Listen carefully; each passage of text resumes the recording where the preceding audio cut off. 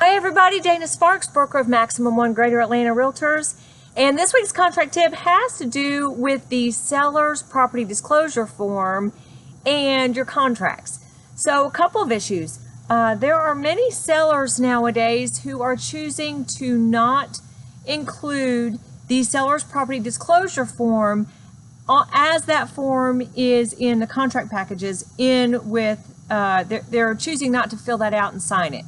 So both the GAR contract package and the RE forms contract package, both of those do have a form for a seller to fill out that is in essence, a seller's property disclosure form. Many sellers are choosing to not complete that form. Totally their prerogative to not fill out that form. As I've mentioned before on a previous video, a seller is still required to disclose a material defect about the property, but there's no specific form that disclosure is required to be on. So the seller property disclosure forms included in the sets of contracts are designed to assist the seller to give them a form in order for them to disclose a material defect regarding the property. But as you know, they also include a bunch of other information for the seller to describe about the property that they are selling.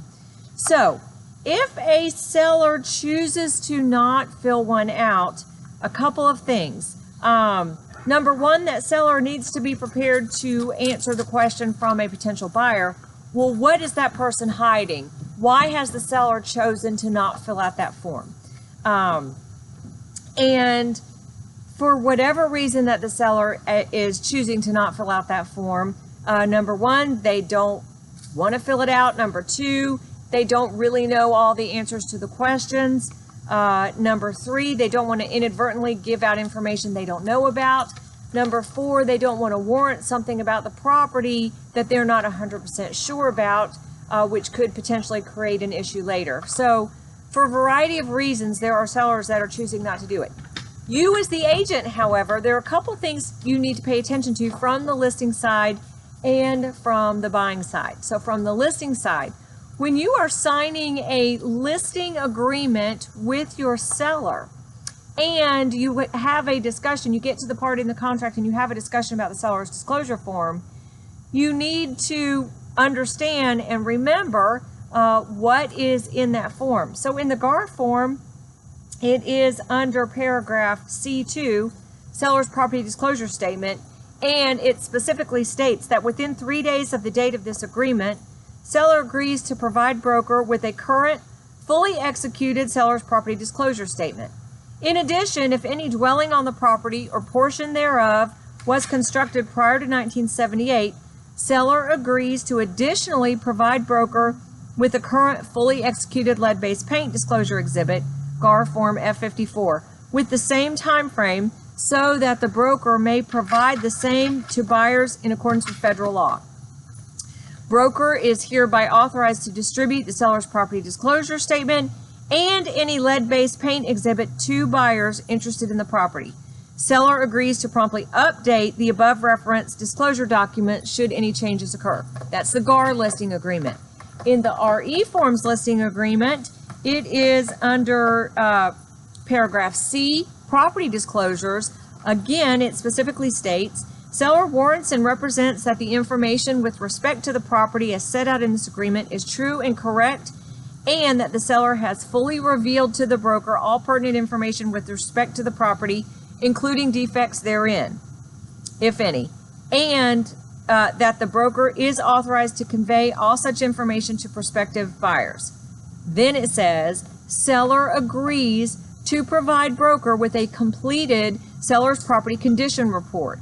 Seller acknowledges that the broker intends to rely on the accuracy of all information furnished by the seller, and the seller agrees to indemnify and hold harmless broker and MLS, their agents and employees, from any and all and against all loss, cost, damages, or liabilities of any nature whatsoever resulting from the seller's withholding any information from the broker, or as a result of the seller's giving any information which is incorrect to the broker, or arising out of directly or indirectly the seller's failure to make such disclosures of any and all physical characteristics of the property that may adversely affect the value of the property, including but not limited to lead-based paint, radon gas, asbestos, water problems, and/or structural defects. All defects in the property which shall adversely affect its value shall be disclosed by the seller in writing and shall be attached hereto and made part of this agreement by reference. Then it goes on with the disclosure regarding lead-based paint, similar to the GAR form as well. So a couple things you need to understand.